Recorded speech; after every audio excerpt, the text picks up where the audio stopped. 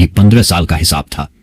अब ये समझना जरूरी है कि ये सब हुआ कैसे। क्या बीजेपी सिर्फ टीएमसी की गलतियों की वजह से जीती?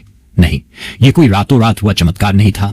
ये 20 साल की एक सोची समझी रणनीति थी। एक ऐसी पार्टी का अंडरडॉग सफर जिसे कभी बंगाल में कोई पूछता तक नहीं था। साल 2001 में बीजेपी के पास सिर्फ 2 सीटें थी। 2006 के विधानसभा और 2004 के लोकसभा चुनावों में 0 सीटें। उनका वजूद तक नहीं था। 2014 में जब मोदी लहर आई तब भी इनका वोट शेयर 6% से बढ़कर 16% तो हुआ, लेकिन 2016 के विधानसभा चुनाव में सीटें मिली सिर्फ 3। असली भूकंप आया 2019 के लोकसभा चुनाव में, जब बीजेपी ने 42 में से 18 सीटें जीत ली और यहीं से गेम पलटना शुरू हुआ। टीएमसी के ही सबसे मजबूत नेता शुभेंदु अधिकारी अपनी पार्टी छोड़कर बीजेपी में आ गए। वो अपने साथ अंदर की सारी कमजोरियां और हथियार लेकर आए। 2021 में ममता भले ही जीत गई, लेकिन बीजेपी 0 से सीधा 77 सीटों पर पहुंच गई। 10 साल में 0 से 77। अगले 5 साल बीजेपी ने सिर्फ रैलियां नहीं की, हर एक बूथ पर जाकर जमीनी काम किया। उन्होंने बंगाल के गरीब को सीधा प्रधानमंत्री की योजनाओं का सपना दिखाया। आयुष्मान भारत, पीएम आवास योजना, वो भी बिना किसी सिंडिकेट कट के।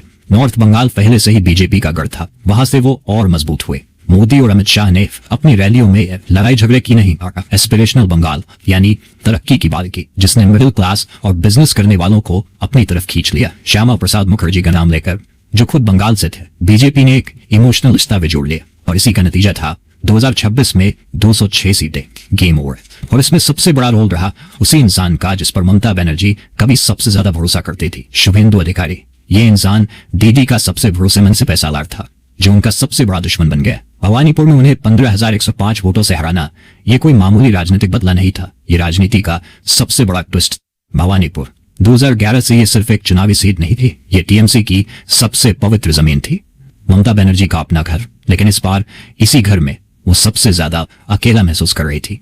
याद कीजिए वो पल जब दीदी भवानीपुर में एक स्टेज पर खड़ी थी, बाहर बीजेपी की रैली का शोर गूंज रहा था और वो बेबसी में अपनी ही जनता से कह रही थी, अगर हो सके तो मुझे वोट देना। काउंटिंग के दिन जब फाइनल नतीजे आए तो आंकड़े सब कुछ बयां कर रहे थे। ममता बनर्जी को मिले 58,812 वोट और शुभेंदु अधिकारी को मिले 73,917 वोट। 15,105 वोटों का वो फासला जिसने बंगाल का इतिहास हमेशा के लिए बदल दिया। जिस इंसान पर उन्होंने कभी आंख मूंद कर भरोसा किया था, आज उसी ने उनके सबसे मजबूत किले को ढहा दिया था। जब ममता काउंटिंग सेंटर से बाहर निकली तो वो बिल्कुल अकेली थी, हार चुकी थी। बाहर उन्हीं की जनता उनके खिलाफ नारे लगा रही थी। सच तो यह है कि भवानीपुर में सिर्फ एक सीट नहीं गई, वहां एक युग का अंत हो गया। बीजेपी के लिए ये एक बहुत बड़ी, एक ऐतिहासिक जीत है, लेकिन असल सच्चाई ये है कि उनका असली इम्तिहान अब शुरू होता है। प्रधानमंत्री मोदी ने बंगाल के युवाओं को नौकरी, महिलाओं को सुरक्षा और आयुष्मान भारत का जो वादा